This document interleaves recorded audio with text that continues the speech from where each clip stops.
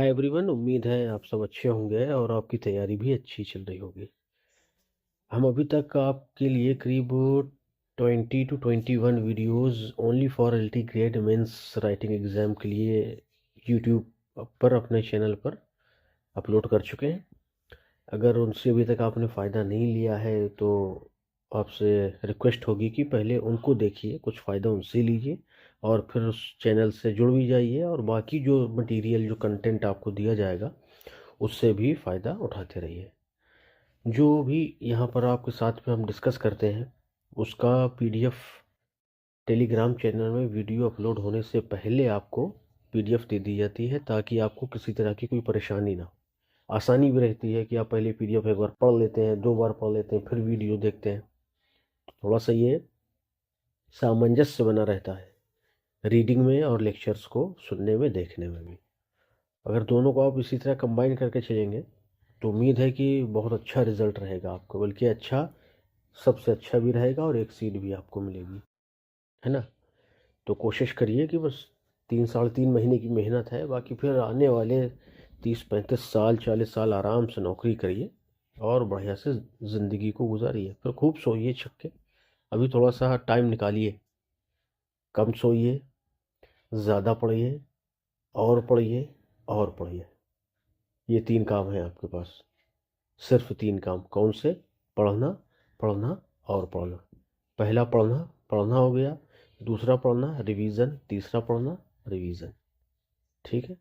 Revision पर हर कोई भी, आप बड़े प्रोफेसर या असिस्टेंट प्रोफेसर या किसी स्कॉलर से जब आप बात करेंगे ना जो एजुकेशन से जुड़े हुए हैं, वो आपको बताएंगे कि revision is the key to success. कोई भी फील्ड हो आपकी, whether it is of engineering line, it may be doctor's line or in lawyer's line, many types of lines there are। तो किसी भी फील्ड में आप जाएंगे ना, in any field you need revision all the time. तो कोशिश करिए ज़्यादा से ज़्यादा पढ़िए। पहले पढ़ना तो पढ़ना ही हो गया ना पहली बार का, फिर उसके बाद जो पढ़ेंगे वो सारा आपका रिवीजन होगा, और जितना ज़्यादा रिवीजन होगा उतनी आंसर राइटिंग में आपकी क्लैरिटी दिखेगी, उतने ही आंसर राइटिंग में आपकी खूबसूरती आएगी और उतने ही आपके आंसर राइटिंग में इम्पैक्टनेस आएगी जो आपको अच्छे नंबर दिलाने में सक्षम बनाएगी। चलिए, तो आज का जो हमारा टॉपिक है ना वो है कैनोनाइजेशन। और कैनोनाइजेशन के साथ में हम जॉन डन को भी थोड़ा सा डिस्कस कर लेंगे, इनके लाइफ को, अर्ली लाइफ को, इनका जन्म कहाँ हुआ, ये क्या थे, है ना, कहाँ से पढ़ाई की इन्होंने। तो इनका जो जन्म है वो 1572 में हुआ था। लंदन के ही है आपके, इंग्लैंड के। ठीक है। और जो इनकी डेथ है वो 1631 में हुई थी। 1631, यानी ये जो कैनोनाइजेशन है, जैसा कि आप डेट देख सकते हैं, ये पोस्टमसली पब्लिश हुई थी। पोस्टमसली क्या मतलब होता है? ऑथर जो है वो मर चुका हो, उसके बाद उनके वर्क को पब्लिश किया जाएगा तो वो पोस्थमस पब्लिशिंग कहलाती है। ठीक है, ये बात है इतनी सी।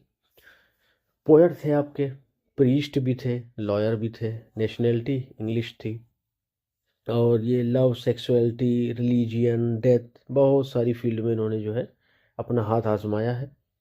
और जो सबसे इम्पोर्टेंट जो चीज़ इनके साथ जुड़ी है वो है एक मूवमेंट जिसका नाम है मेटाफिजिकल मूवमेंट या मेटाफिजिकल पोइट्री, जिसके ये लीडर कहलाते थे, जिनके बारे में सबसे पहले ड्राइडन ने कहा और ड्राइडन के बाद में जॉनसन ने भी ये बात मानी। आप देखेंगे उसको तो थोड़ा सा क्रिटिकल अंदाज में कहा है उन्होंने, लेकिन बात बाद में सही हुई उनकी। देखिए, क्रिटिक जो रहे हैं उन्होंने किसी को नहीं छोड़ा है।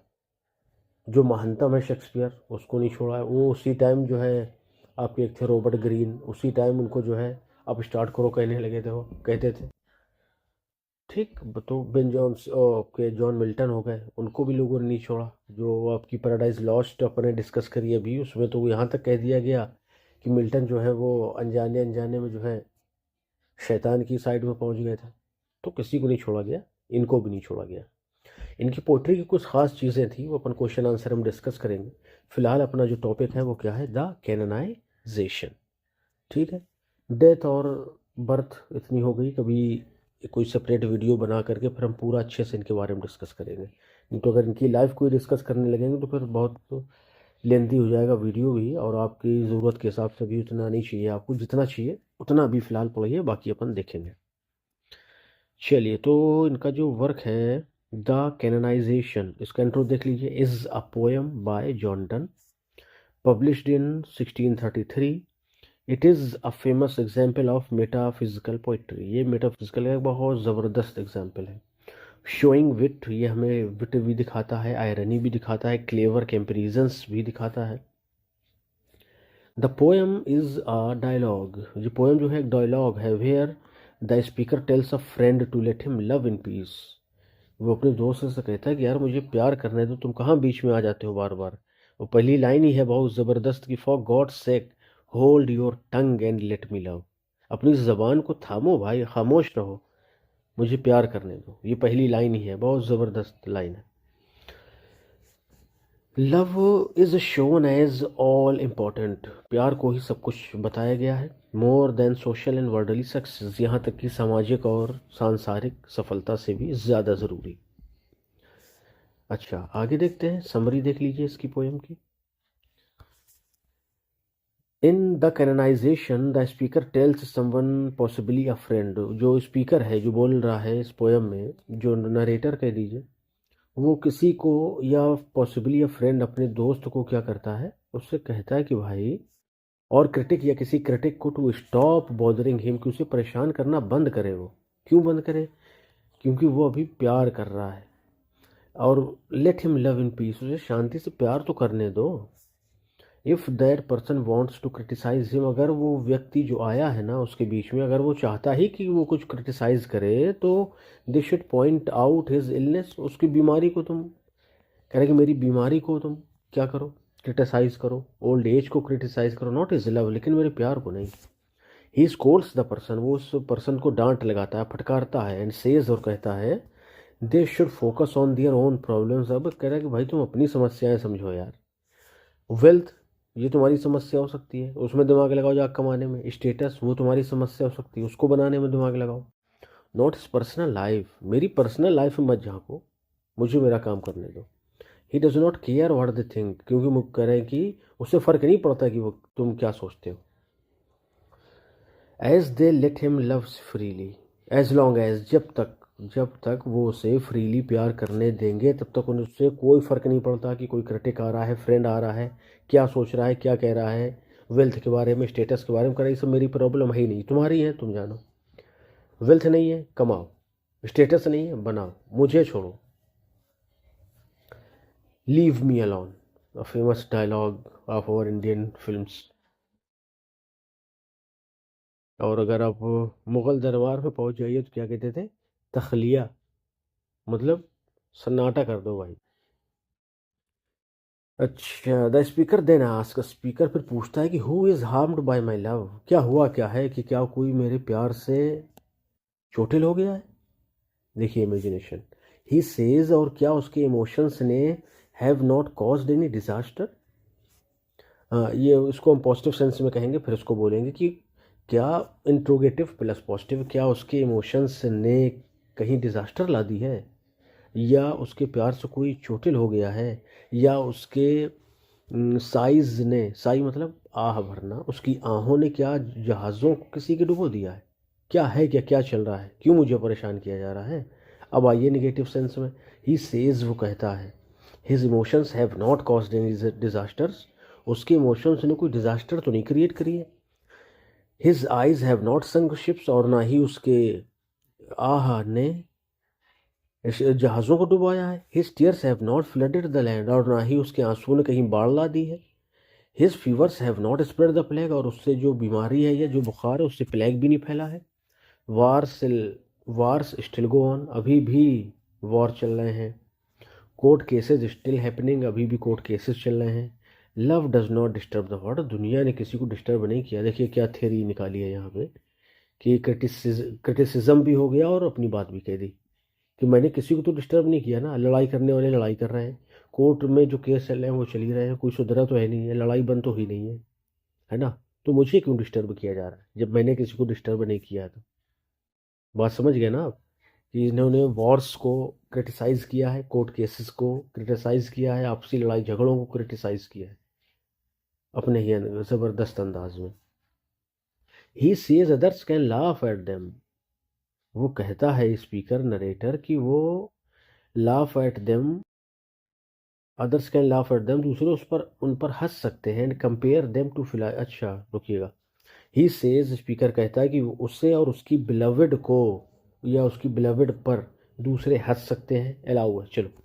कंपेयर देम टू फिलाइज और कैंडल्स, उन्हें तुम चलो फिलाइज से, मक्खियों से कंपेयर कर दो, वो भी तुम्हें छूट है।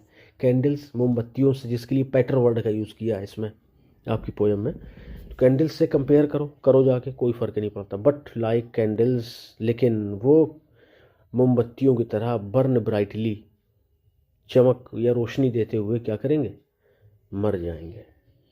और बर्न ब्राइटली, वो रोशनी फैलाते हुए जलते रहेंगे, and die for their love, और अपने प्यार के लिए मर भी जाएंगे।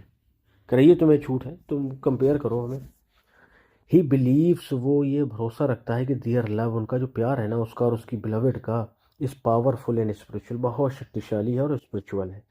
ही compares them to the phoenix, वो अपने आप को, ये दोनों लोगों को, उस अपने को और बिलवेड को फिनिक्स से कंपेयर करता है। ए बर्ड एक ऐसी चिड़िया दैट डाइज, जो मर जाती है, राइज अगेन, और फिर से जिंदा हो जाती है, इन लव, और इसी तरह से वो कहता है कि प्यार में they die and rise again the same, वो मरेंगे और जिएंगे फिर से।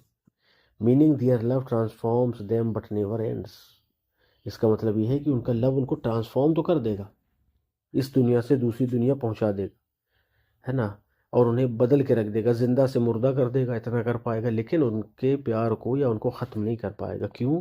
क्योंकि उन्हें पोइट्री में, सोनेट्स में, एपिक्स में याद किया जाएगा, और इसी प्यार की वजह से उन्हें कैननाइज करके सेंट बना दिया जाएगा, सेंट ऑफ लव। ठीक है, कैननाइजेशन का मतलब ही होता है कि सेंट बना देना किसी को। ठीक है, चलिए देखिए last paragraph. The speaker says, speaker कहता है कि if they can not live through love, कि अगर वो प्यार में न जी सके तो they will die through it, उससे मर तो सकते हैं, अगर दुनिया हमें इस तरह नहीं जीने देगी तो हम मर जाएंगे।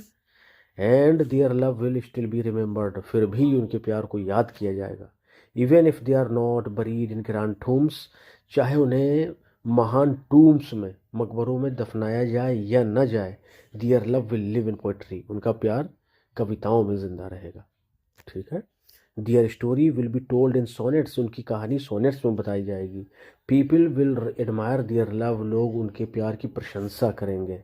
Through this they will be canonized as saints of love, और इन सभी के द्वारा, या इस प्यार के द्वारा, दिस इज फॉर लव, इस लव के द्वारा they will be canonized as saints of love, वो प्यार के संत बना दिए जाएंगे, बन जाएंगे। ज़बरदस्त इमेजिनेशन। चलिए अब आ जाइए क्वेश्चन आंसर में। उम्मीद है एक्सप्लेनेशन आपको अच्छा लगा होगा इस समरी का। पोएम पढ़ाने में थोड़ा सा ज़्यादा वक्त लगता है, इसलिए सोचा कि डायरेक्ट समरी में ही बात हो जाए। चलिए, what is metaphysical poetry, metaphysical poetry क्या है भाई, बताइए। एक्सप्लेन इट्स ओरिजिन, इसके origin, and highlight it's chief characteristics, और इसके चीफ कैरेक्टरिस्टिक्स को भी बताइए। चलिए बताते हैं, देखिए ध्यान से।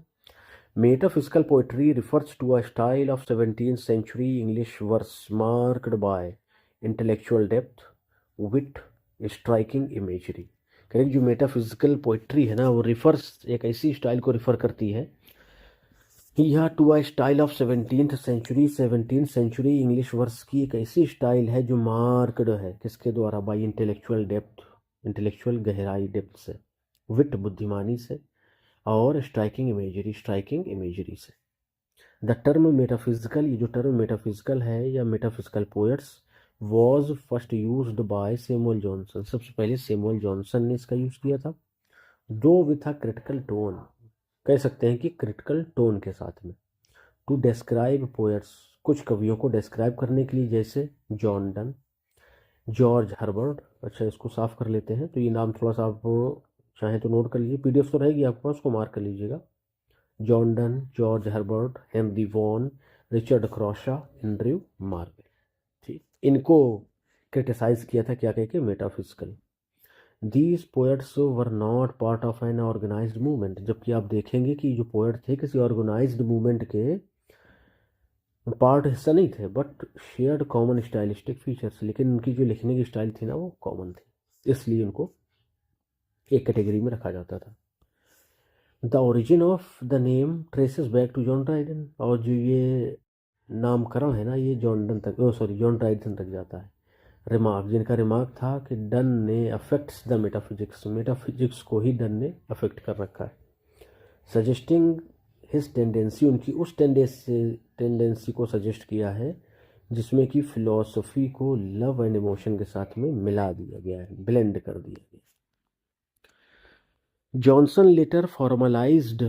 ने बाद में फॉर्मलाइज्ड द लेबल, इस लेबल को फॉर्मलाइज कर दिया in his lips of the English poets, जो इनका ये वर्क था लिप्स ऑफ इंग्लिश पोएट, बहुत इंपॉर्टेंट वर्क है। 50 सुपर पोएट्स का इसमें वर्णन आपको मिलेगा, मौका लगे तो इसको पढ़िएगा। अच्छा, इनिशियली और शुरुआत में अंडर वैल्यूड, इनकी वैल्यू नहीं थी ज़्यादा।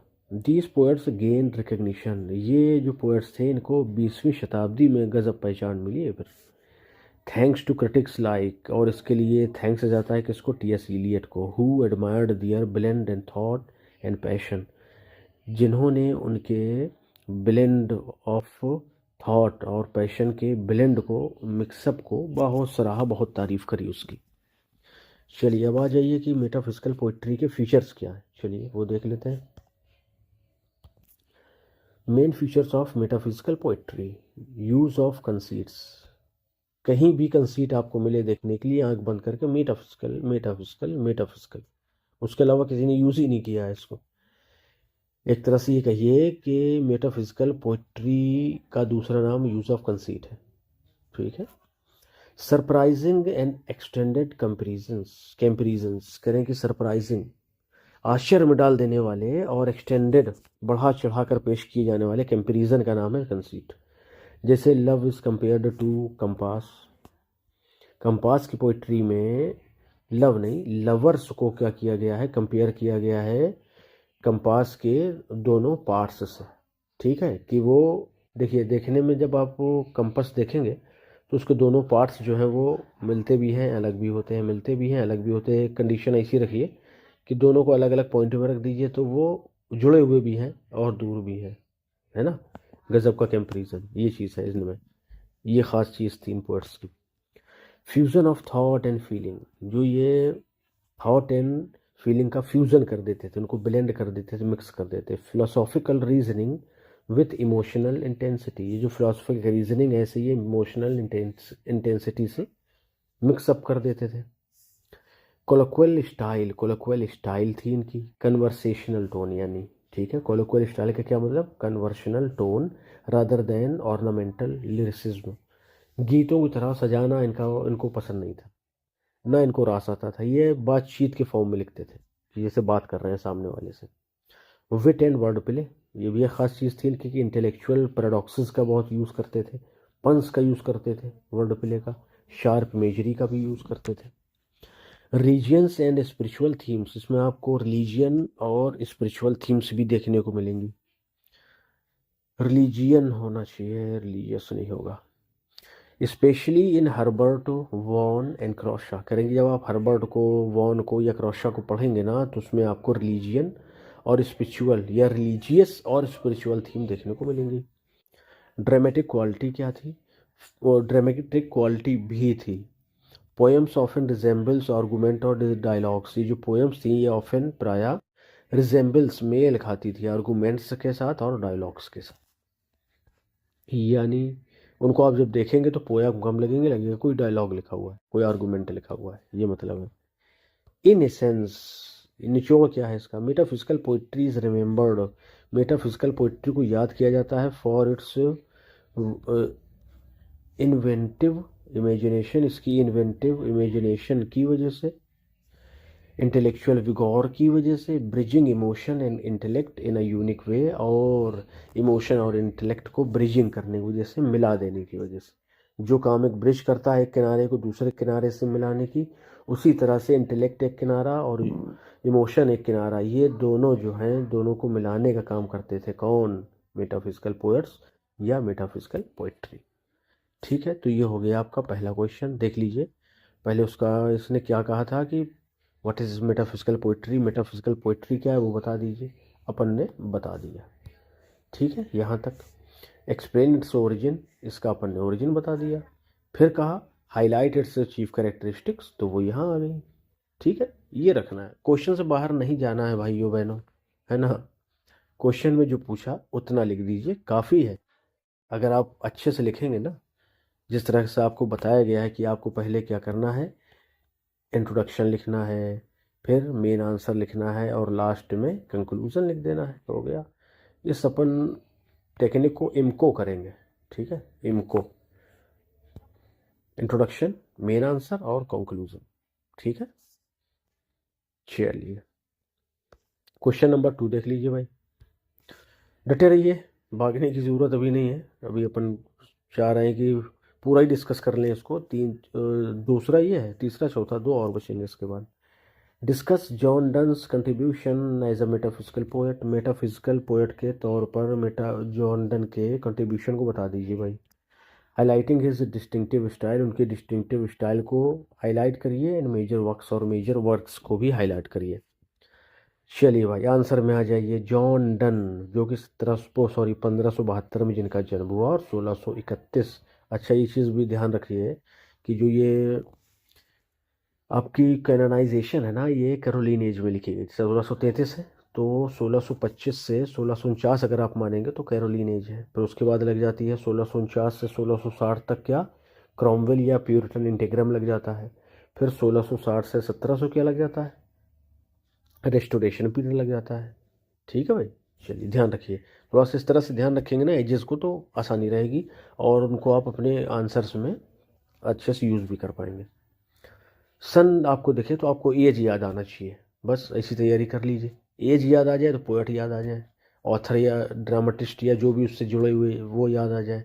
और जब वो याद आ जाए तो उनके वर्क याद आ जाए। उनके वर्क याद आ जाए तो कुछ फेमस उनके डायलॉग्स याद आ जाए, उनके फेमस कैरेक्टर्स याद आ जाए। फिर कैरेक्टर्स के बाद कैरेक्टर्स ने क्या बोला है, कोई अच्छी लाइन, वही आपको याद आ जाए।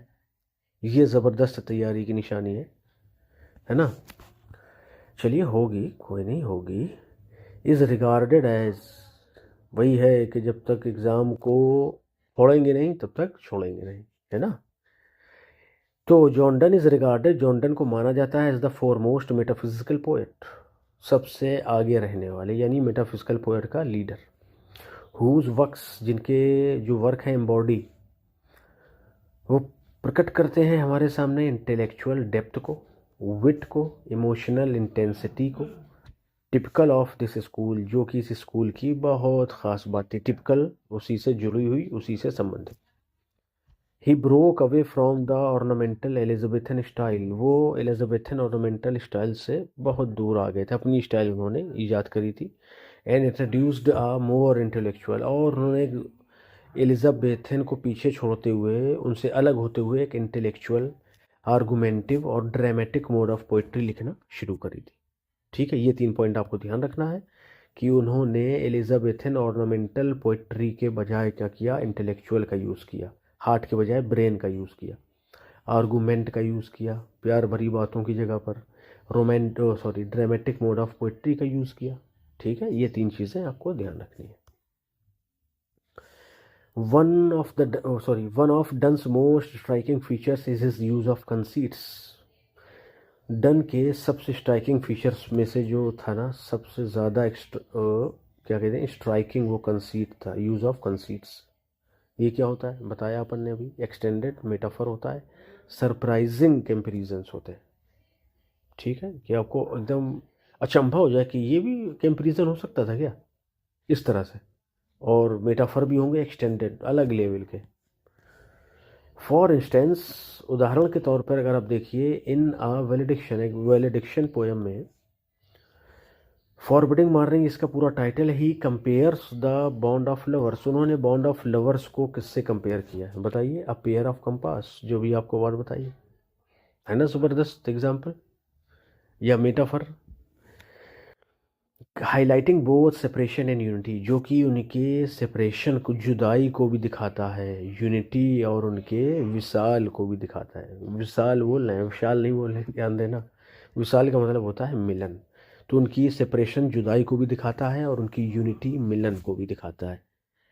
एक ही है, मिल नहीं पा रहे हैं, है ना। ऊपर से आप देखिएगा कंपास, तो ऊपर से एक दिख रहा है आपको और उसके दो पार्ट निकले हुए हैं, वो 2 पॉइंट में रखे हुए हैं एक निश्चित दूरी पे।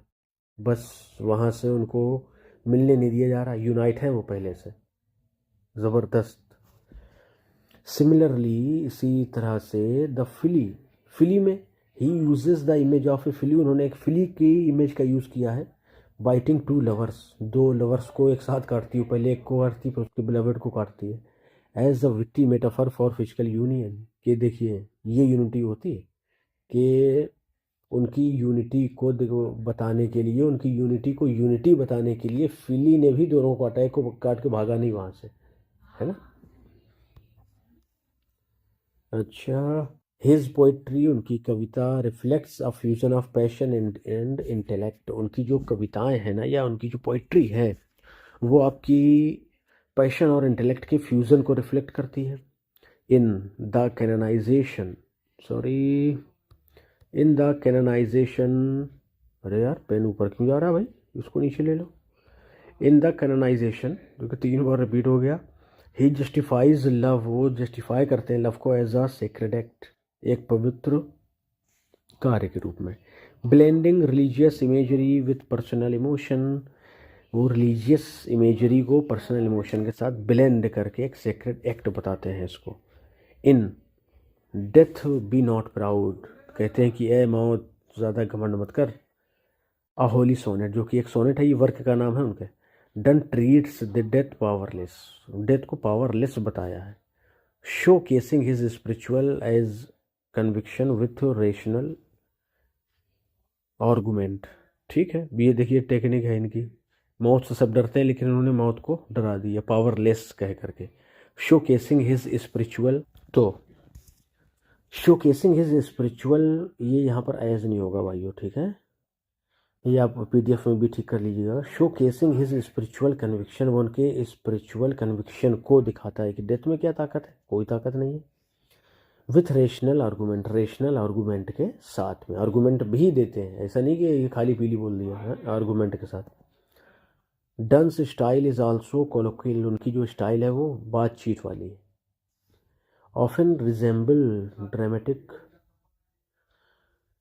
His poems often resemble conversations और डिबेट्स। अच्छा, ये वही बात कही है कि उनकी जो पोएम्स है ना वो कन्वर्सेशन से, डिबेट्स से मिलती जुलती है, रादर देन ऑर्नामेंटल लिरिक्स, गीतों की, ऑर्नामेंटल गीतों की अपेक्षा, यानी जो सजावट गीतों में दिखाई देती है आपको, वो सब कुछ नहीं, डायरेक्ट बातचीत हो रही है, डिबेट हो रही है उस फॉर्म में। कठिन काम है, not an easy task. His themes range from love, उनकी जो थीम है वो लव से लेकर के रिलीजियन तक, मॉरलिटी से लेकर के फिलॉसफी तक। मेकिंग हिज पोइट्री बहुत पर्सनल एंड यूनिवर्सल, ये चीज़ है कि वो लव की भी बात करते हैं, रिलीजन की भी, मॉरलिटी की भी बात करते हैं, फिलॉसफी की भी। तो ये चीज़ जो है उनकी पोइट्री को पर्सनल और यूनिवर्सल दोनों बनाती है, कि आप उससे पर्सनली भी रिलेट कर सकते हैं और यूनिवर्सली भी रिलेट कर सकते हैं, ठीक है। ये आप समझिए कि जैसा अपन ने भी पोस्ट मॉडर्न पर एक लेक्चर किया था तो उसमें यही बात थी कि मल्टीपल मीनिंग्स और जो ट्रुथ होगा वो रिलेटिव होगा, उसी तरह से ये आप समझिए कि पोस्ट मॉडर्निज्म की थोड़ी सी झलकी इसमें भी दिखाई देती है। चलिए, दस इस प्रकार से थ्रो हिज बोल्ड कंसीड्स, अपनी बोल्ड कंसीड्स के जरिए, विट बुद्धिमानी के जरिए, इंटेलेक्चुअल विगोर और इंटेलेक्चुअल विगोर उत्साह के जरिए, Donne stands as the quintessential metaphysical poet, Donne एक क्विंटेसेंशियल मेटाफिजिकल पोएट के तौर पे सामने खड़े हुए हैं।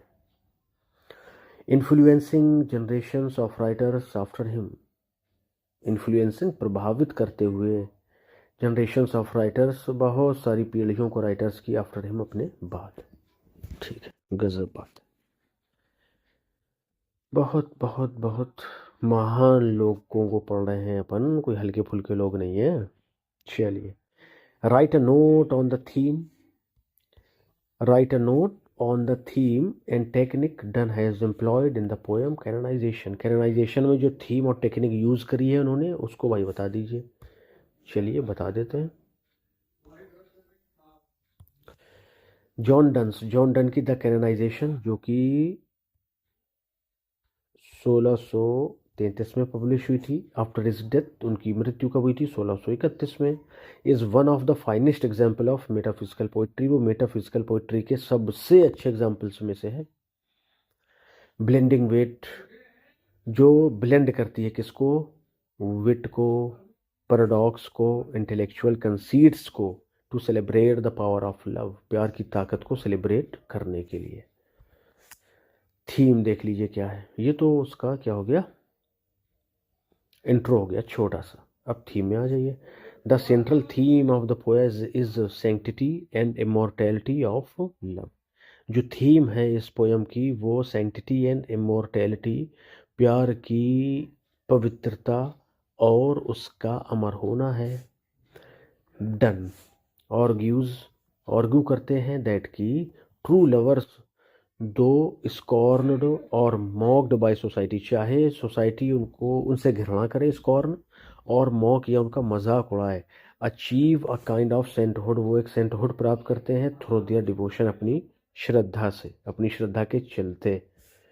दियर लव इज सो इंटेंस, उनका प्यार इतना ज़्यादा इंटेंस, उत्तेजित करने वाला, उत्तेजना से भरा होता है, एंड सेल्फ सफिशिएंट, और पर्याप्त होता है कि इट ट्रांसेंड्स वर्ल्डली अफेयर्स, वो दुनियावी मामलों से, चीज़ों से, सांसारिक आपकी चीज़ों से बहुत ऊपर निकल जाता है, ट्रांसेंड हो जाता है। और फिर वेल्थ से भी ट्रांसेंड कर जाता है, एम्बिशन से भी, महत्वाकांक्षा से भी। वो उन सब ये प्यार करने वाले जो होते हैं, कह रहे हैं, या जो उनका प्यार होता है ना, वो खुद में इतना सफिशियंट है कि उनको कुछ नहीं चाहिए, कोई भी संसार की शक्ति या वेल्थ या कोई एम्बिशन उनके अंदर पल रहा हो, कुछ नहीं। यहाँ only love they want.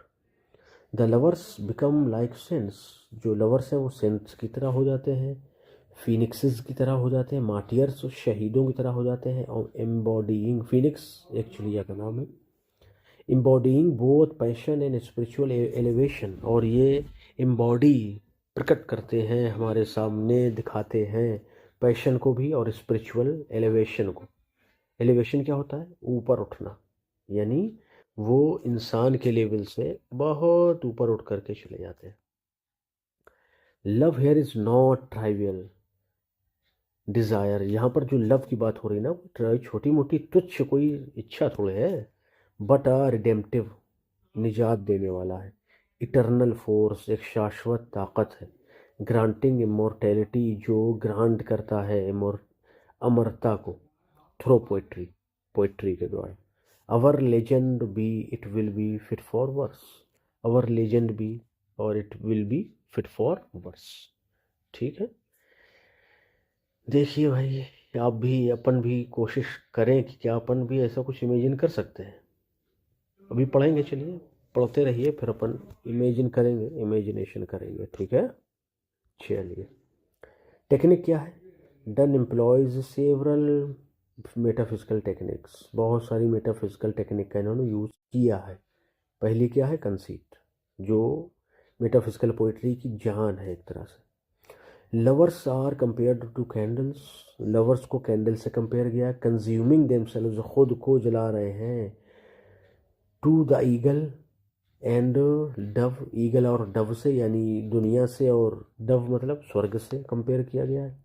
And to the phoenix rising, यानी और फीनिक्स से कंपेयर किया गया है कि वो मर कर भी मर कर के भी जिंदा हो जाती है, यानी मरती है जिंदा हो जाती है, मरती है जिंदा हो जाती है, साइकिल चलता रहता है। वैसे ही लव है, वो कभी भी ख़त्म नहीं होगा।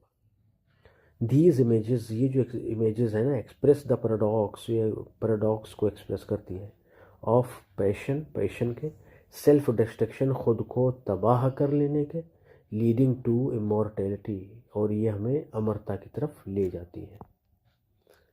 एक ये तबाह जो जैसे वर्ड आया तो एक बड़ी अच्छी शेर आ गया दिमाग में। जॉन एलिया साहब का शेर है, आजकल बड़े फेमस है वो, लवर्स के बीच में ख़ास तौर से गज़ब उनकी पोइट्री है, रियल समझिए उसको, है भी। तो कहते हैं कि मैं भी बहुत अजीब हूँ, इतना अजीब हूँ कि बस, मैं भी बहुत अजीब हूँ, इतना अजीब हूँ कि बस खुद को तबाह कर लिया और मलाल भी नहीं। देखिए इमेजिनेशन, मतलब कहते हैं कि मैं इतना स्ट्रेंज हूँ, विचित्र हूँ कि मैंने खुद को बर्बाद कर लिया, उसके बाद भी मुझे कोई फ़र्क नहीं पड़ता। मलाल मतलब कोई दुख होना, बाद में पश्चाताप होना ना। कह रहे मैं भी बहुत अजीब हूँ, इतना अजीब हूँ कि बस खुद को तबाह कर लिया और मलाल भी नहीं। ये बात इन पे लागू होती है लवर्स के ऊपर, मैच भी कर रही है। बहुत अच्छे टाइम पे दिमाग में आया है शेर ये। चलिए, अच्छा लगे तो बताइएगा। चलिए भाई, अच्छा और टेक्निक्स हैं भी, अभी फुर्सत नहीं हुए, अपन सांस लेने लगे गहरी गहरी। पैराडॉक्स भी यूज़ किया इन्होंने, आयरनी भी यूज़ करी। Love is depicted as, love को डिपिक्ट किया गया है एज बोथ, दोनों तरीक़ों से, वर्ल्डली भी और सेक्रेड भी, कि जो प्यार है वो सांसारिक भी है, पवित्र भी है, डिस्ट्रक्टिव भी है, विनाशकारी भी है, येट इटर्नल, फिर भी शाश्वत है। Elevating ordinary passion to divine sainthood, क्योंकि ये एलिवेट करता है, ऊंचाई तक ले जाता है किसको, ऑर्डिनरी पैशन को, to divine sainthood, divine sainthood तक, संत बनने तक, यानी एक आम इंसान से संत बनने तक के सफ़र में लव जो है महत्वपूर्ण भूमिका निभाता है। Colloquial style argument into the, sorry, poem dramatic begins, एक मिनट रुकिएगा, ये दो शब्द कुछ गड़बड़ हैं। चलो इनको अपन देख के सही करेंगे। भाइयों और बहनों कृपया ध्यान दें, एंड को हटा दें और इनटू को हटा दें। अब शुरू करें। द पोयम बेगिन्स ड्रामेटिकली, ठीक है, ड्रामेटिकली पोयम जो है बेगिन होती है कन्वर्सेशनली, बिल्कुल बातचीत के फॉर्म में, जैसे बात कर रहे हैं। कैसे? फॉर गॉड्स सेक, भगवान के लिए, होल्ड योर टोंग, अपनी ज़बान को काबू करो भाई, चुप हो जाओ, लेट मी लव, मुझे प्यार करने दो। ये लाइन से शुरुआत है, इसीलिए कोलोकुल स्टाइल कहा गया है इसको। आप उसमें थोड़ा सा पीडीएफ में करेक्शन कर लीजिएगा, ठीक है। बहुत सारे वर्ड्स होते हैं, एक एक में ध्यान देना, थोड़ा कोशिश तो की जाती है कि कुछ मिस्टेक ना हो जाती है। टू ईर इज ह्यूमन, किसने कहा है? बता दीजिए। बताइए। रेप ऑफ द लॉक किसने लिखा है? एलेक्जेंडर पोप, उनकी लाइन है ये। टू ईर इज ह्यूमन, मानो हो गलती होगी, ठीक है। चलिए, before moving showing Dunn's ability to ordinary speech with philosophical depth, elevated metaphors showing Dunn's merge ordinary speech with metaphysical depth। ये एक ही चीज़ बार बार कहाँ घूम रही है बे? रुक, तो ये देखिए, आप इतना करेक्शन करिएगा पीडीएफ में, लव के बाद शो कर दीजिएगा इसको, या शोज कर दीजिएगा। ये बात शोज दिखाती है क्या? Donne's merge ordinary speech with metaphysical depth. Donne जो है वो ऑर्डिनरी स्पीच को फिलोसॉफिकल डेप्थ में क्या करते हैं? मर्ज कर देते हैं, ठीक है। ये थोड़ी ज़्यादा बड़ी मिस्टेक है, इसको करेक्ट कर लीजिएगा। ये दोनों हो गए, और साथ में इनटू और ये एंड, ठीक है। इतना थोड़ा सा करेक्शन कर लीजिएगा आप। चलिए नेक्स्ट देखते हैं। Self referentiality. The poem itself becomes the lover's monument. ये पोएम खुद स्वयं में रेफरेंस बन जाती है, यानी लवर्स के लिए मोनूमेंट बन जाती है। कैनोनाइजिंग देम थ्रू वर्स, कैनोनाइजिंग उनको संत बनाते हुए थ्रू वर्स, अपनी लाइनों के ज़रिए, अपनी वर्स के ज़रिए, ठीक है। दस इस प्रकार से द कैनोनाइजेशन एग्जेम्पलीफाइज डन्स जीनियस। इस प्रकार से जो कैनोनाइजेशन है एग्जेम्पलीफाइज, वो एग्जेम्पलीफाई करती है डन के जीनियस होने को, इन यूनाइटिंग इंटेलेक्ट, इंटेलेक्ट को यूनाइट करने और इमोशन को यूनाइट करने में। Making love both a personal experience, और वो लव को पर्सनल एक्सपीरियंस और बताते हैं, साथ में यूनिवर्सल भी बताते हैं, और स्पिरिचुअल ट्रुथ भी बताते हैं। ठीक है, जो लव है वो पर्सनल एक्सपीरियंस भी हो सकता है, यूनिवर्सली भी इसको एक्सपीरियंस कर सकते हैं, और स्पिरिचुअल ट्रुथ भी लव ही है। ठीक है, चलिए लास्ट क्वेश्चन पे आ गए हैं अपन। Question number 4 and it says analyze the series of metaphysical conceits Donne employed in the poem canonization. Series of metaphysical किन किन कंसीट्स को यूज़ किया है उनको अपने को अच्छे से बताना है। अब इससे आपकी पूरी पोएम एक बार रिवाइज हो जाएगी इस क्वेश्चन से। चलिए तो इसको देखते हैं, सभी कंसीट्स को अपन डिस्कस कर लेंगे बारी बारी से। John Donne's the canonization is celebrated for its daring metaphysical conceits. करें कि इसको सेलिब्रेट किया जाता है, क्यों? क्योंकि इसमें बड़ी बहादुरी दिखाई गई मेटाफिजिकल कंसीट्स को दिखाने में, मतलब इन्होंने जोखिम उठाया उस समय। Through which he elevates earthly passion, जिससे इन्होंने अर्दली पैशन को उठाया और ले गए कहाँ तक? A form of spiritual sainthood तक, मतलब एक आम इंसान को सेंट बना दिया उन्होंने। Each conceit intensifies the paradox of love. हर एक जो कंसीट है ना वो लव के पैराडॉक्स को और इंटेंसिफाई करता है। As both destructive and eternal, जो कि डिस्ट्रक्टिव भी है और शाश्वत इटर्नल भी है। ये भी देखिए, जो डिस्ट्रक्टिव और इटर्नल दोनों एक दूसरे के अपोजिट में यूज़ किए जाते हैं। द फ्लाई, पहला conceit. The lovers are compare to flies. Lovers को कंपेयर किया गया है फ्लाइज के साथ में। फ्रेजाइल क्रिएचर, कमज़ोर प्राणियों की तरह बताया गया है। ऑफन एसोसिएटेड विथ डिके, जिनका ख़त्म होना बहुत जल्दी होता है। एसोसिएटेड विथ डिके, जिनको बर्बादी से संबंधित कहा जाता है। दिस सजेस्ट से ये सजेस्ट करता है द वल्नरेबिलिटी ऑफ पैशन, जुनून के कमज़ोर होने को, जल्दी किसी चीज़ के शिकार हो जाने को। इट ऑल्सो हिंट्स, ये हिंट भी करता है at the freedom of love to defy worldly constraints. At the freedom of love, रुकिएगा, येट इट ऑल्सो हिंट्स, ये भी हिंट करता है कि at the freedom of love to defy worldly constraints, कि जो फ्रीडम ऑफ लव है ना, टू डिफाई वर्ल्डली कंस्ट्रेंट्स, उसको अपना करके आप दुनिया के नियंत्रण से बाहर निकल सकते हैं, कब्जे से। अब आ जाइए द कैंडल यानी टैपर, इससे भी तुलना करिए। Donne likens the lovers to candles. Donne ने लवर्स को एल कर लीजिएगा यहाँ पर, लवर्स को टू कैंडल्स, मोमबत्तियों से क्या किया है भाई? कंपेयर किया है। Burning at their own cost, खुद कीमत चुका रहे हैं, जल भी रहे हैं बेचारे, या स्वयं ही जल रहे हैं अपने आप को जलता हुआ देखने के बाद भी। ये image highlights self consuming nature of love, कि जो लव है ना वो सेल्फ कंज्यूमिंग है, ये बात हाईलाइट करते हैं। कौन? ये कौन करते हैं? मोमबत्तियाँ करती हैं, जिनसे कंपेयर किया गया है।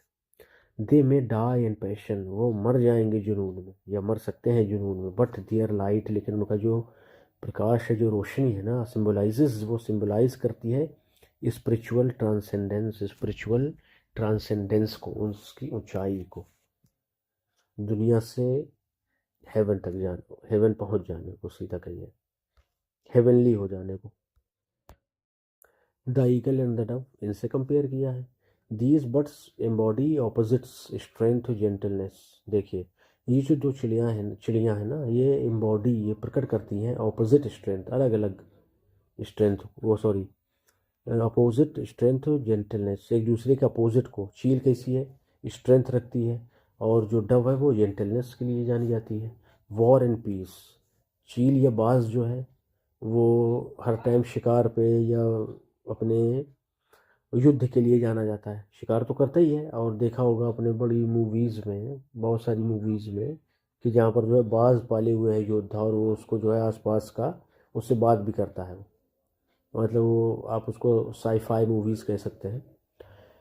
तो वहाँ पर वो वार का सिंबल है, और जो डव है वो पीस का सिंबल है। By hunting them in love, sorry uniting them, देखिए शिकार से हंटिंग आ गया दिमाग में। By uniting them in love, उन्हें प्यार में एक करके, डन ने स्ट्रेसेस, इस बात पर जोर दिया है द फ्यूजन ऑफ कंट्राडिक्शंस, कि प्यार में अंतर को भी अंतर्निहित किया जा सकता है ना, अंतरों को भी अंतर्निहित कर सकते हैं आप। शोइंग हाउ पैशन हार्मोनाइजेस, कैसे पैशन जुनून हार्मोनाइज करता है ऑपोजिंग क्वालिटीज़ को विथ इन द लवर्स, प्यार करने वालों में। यानी प्यार करने वाले हर तरह से कंट्राडिक्ट, हर चीज़ जो कंट्राडिक्टरी है उसको भी अपने अंदर समाहित कर सकते हैं, ये पावर भी होती है। द फीनिक्स, फीनिक्स की बात करें, perhaps the most powerful conceit, ये शायद सबसे पावरफुल कंसीट है। The lovers become a Phoenix, lovers जो है फीनिक्स बन जाते हैं। डाइंग इन पैशन, जो पैशन में अपनी जान दे देते हैं। राइजिंग रिन्यूड, फिर से जीवित हो जाने के लिए। दिस इमेज, ये image combines the themes of sacrifice, कुर्बानी देने की थीम को क्या करती है, कंबाइन करती है रीबर्थ के साथ में, एंड इमोर्टैलिटी, अमर होने के साथ में। कैप्चरिंग लव्स पैराडॉक्सिकल परमानेंस, और ये जो आपका कंपैरिजन है ना, ये लव के पैराडॉक्सिकल परमानेंस को कैप्चर करता है। पैराडॉक्स मतलब एक दूसरे का ऑपोजिट, और परमानेंस, गजब बात है भाई। कहाँ से आते हैं ऐसे लोग, सुना होगा आपने, गजब इमेजिनेशन रखते थे भाई। थ्रू दीज कंसीड्स, इन कंसीड्स के द्वारा Donne portrays love as mysterious, Donne ने लव को पोर्ट्रे किया है रहस्यमयी, मिस्टीरियस रहस्यमयी, ट्रांसफॉर्मेटिव रूप बदलने वाला, इटर्नल और शाश्वत। What begins as worldly desire, जो शुरू होता है एक सांसारिक इच्छा के तौर पर, is canonized into a sacred experience, और धीरे धीरे वो संत तक या सेंटहुड के सेक्रेड एक्सपीरियंस को भी क्या करता है, कैनोनाइज्ड इनटू अ सेक्रेड एक्सपीरियंस, अच्छा वो संत होने के एक पवित्र अनुभव का भी एहसास कराता है। कौन, लव, जो कि एक वर्ल्डली डिज़ायर से तो शुरू होता है, लेकिन आगे बढ़ते बढ़ते वो हमें सेंटहुड के